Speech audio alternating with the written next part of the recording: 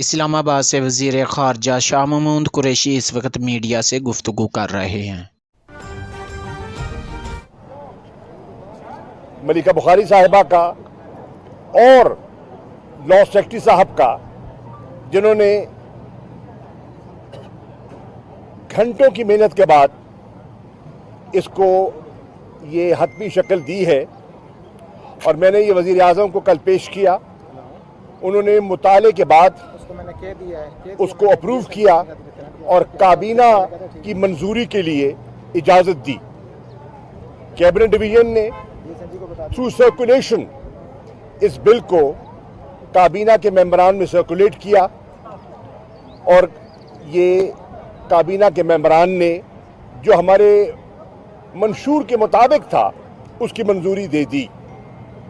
आज ये bill assembly में मैंने स्पीकर को पेश कर दिया है। डिप्टी स्पीकर मौजूद थे और मेरी वज़ीर पार्लिमानी अमूर जनाब डॉक्टर बाबर अवान साहब से भी बात हो गई है। इंशाअल्लाह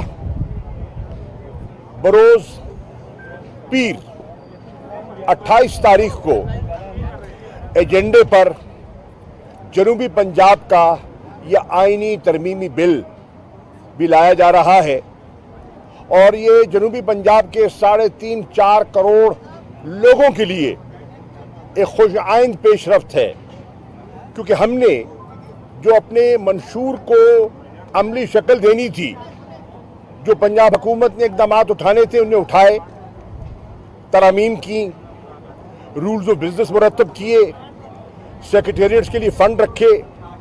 मुल्तान में सेक्रेटेरिएट जो है उसका आगाज़ हो चुका है, मतीतल रोड पर बन रहा है, उसकी बुनियादें बन चुकी हैं, वो ऊपर आ रहा है, दिखाई दे रहा है। बहुत से महकमे शिफ्ट कर गए हैं बहावलपुर की तरफ, मुल्तान की तरफ, और डिवोल्यूशन ऑफ पावर का जो हमारा कॉन्सेप्ट है वो आज एक अमली शक्ल ले रहा है। अब दरकार है कि जी इसको हमने, मुझे गिलानी साहब का वो जुमला याद है कि हमें सेक्रेटेरिएट नहीं चाहिए, हमें सूबा चाहिए।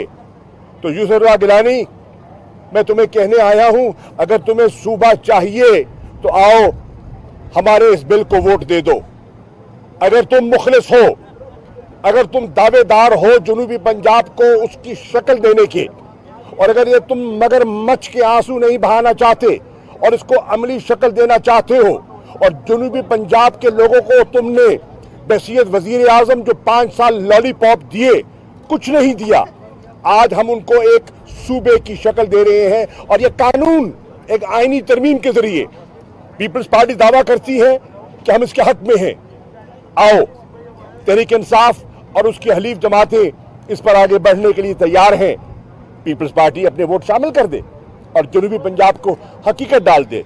नून लीग वाले भी जो कहते थे कि हम इस पर आगे बढ़ना चाहते हैं, तो मैं नून लीग के उन मेंबरान से, मैं आज पीपल्स पार्टी, नून लीग के उन जनूबी पंजाब के मेंबरान कौमी असेंबली से मुल्तमिस हूं कि ये दहाइयों का मुतालबा है पिछे हुए पसमानदा लोगों का, और एक तारीखी सुनहरी मौका है जो आप एक नई तारीख रकम कर सकते हैं, जिसमें हमारी नज़र में वफाक पाकिस्तान मजबूत होगा।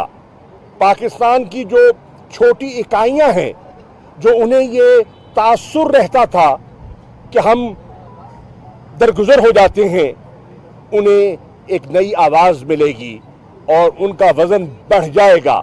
वफाक में उनको उनका वज़न में इजाफा होगा। तो आइए इसको हम अमली शक्ल दें। ये एक बहुत बड़ी पेशरफ्त है और मैं उम्मीद करता हूं कि जनूबी पंजाब की आवाम से मेरी अपील है, हर अपने MNA के घर पे दरवाजे पर दस्तक दें और उनसे दरखास्त करें कि ये मेरे बच्चों का मुस्तकबिल का बिल है। हर MNA के घर पर मैं दरखास्त करूंगा, जनूबी पंजाब के दानिश्वरों से, शहरियों से, मोज़िज़ीन से, मस्तूरात से, बहनों से, बेटियों से, कि उनसे जाके दरख्वास्त करें कि इस बिल को ये वोट दें और जो दहाइयों से जो चीज लटक रही थी उसको एक अमली शक्ल मिल जाएगी। आपने अभी कहा कि उनका मुस्तकबिल जनूबी पंजाब के अवाम का मुस्तकबिल वाबस्ता है। 3.5 साल तक आपको जनूबी पंजाब के अवाम जो आपने 100 दिन में करना था। सुन ले बात, सवाल कर लेते हैं। मैं सवाल समझ गया, सवाल समझ गया, जो जी सवाल किया आप कर ले।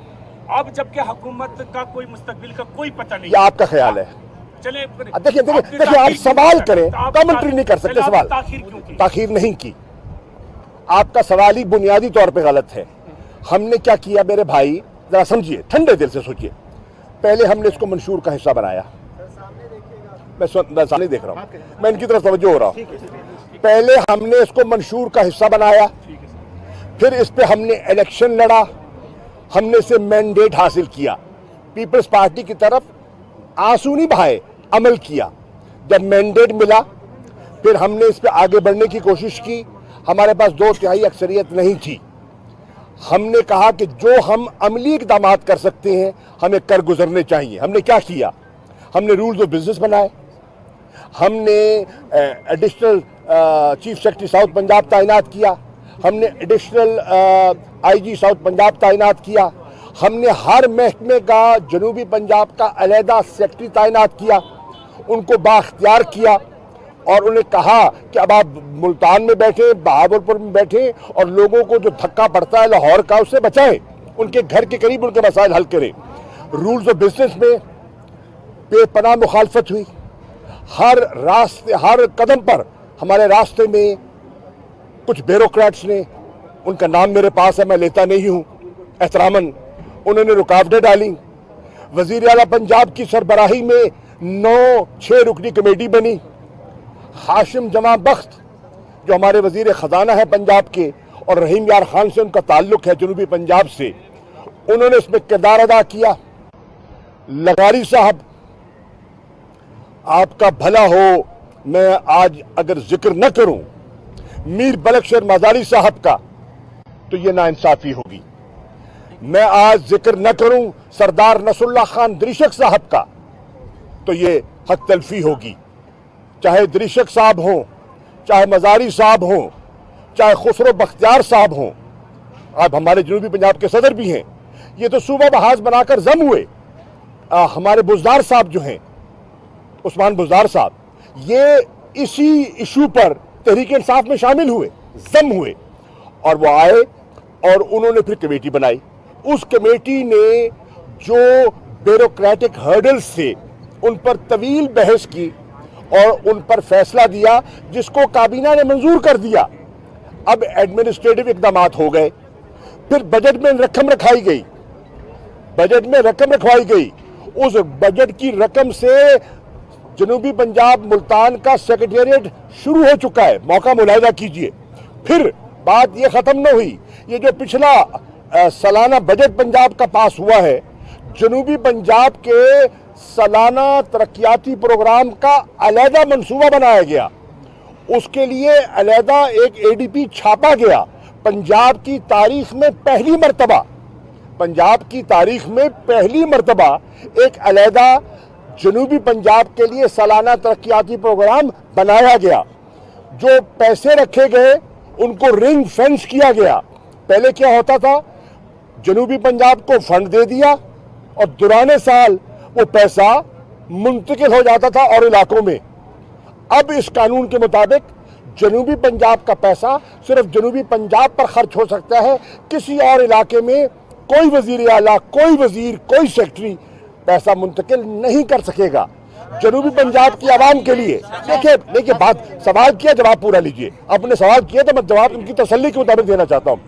फिर हमने फैसला किया जनूबी पंजाब के लोगों को मुलाजमतों में अलहदा कोटा देने के लिए कि जो उनकी आबादी है, उनकी आबादी के मुतालिक जो हमारा होनहार बच्चा है, बच्ची है जनूबी पंजाब की, उनको मुलाजमतों में मेरिट पे कोटा मिले।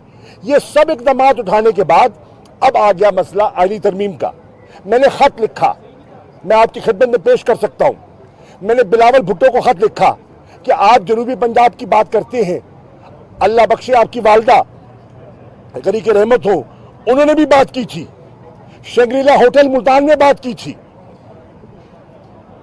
तो आप उसी अपनी बात पर कायम रहते हुए, अपनी वालदा की बात पर कायम रहते हुए हमारा साथ दे। उन्होंने खत का जवाब तक देना गवारा नहीं समझा।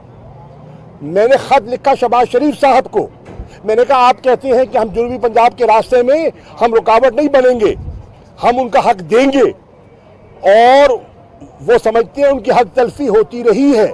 आप उठा के देख लें कि आपके 5 साल दौर में जनूबी पंजाब को कितना फंड दिया गया, न होने के बराबर, न होने के बराबर। आपका अगर आप उसका हुजम देखें तो उसकी जो एक्चुअल यूटिलाइजेशन थी वो 17% थी, सिर्फ 17%। तो आपने उनके साथ हक तलफी की। तो मैं आपसे गुजारिश करता हूं, खत का जवाब तक नहीं दिया, फिर हमने फैसला किया कि चले हम अपने ज़मीर के मुताबिक तो वो करें जो हमारा फ़र्ज बनता है।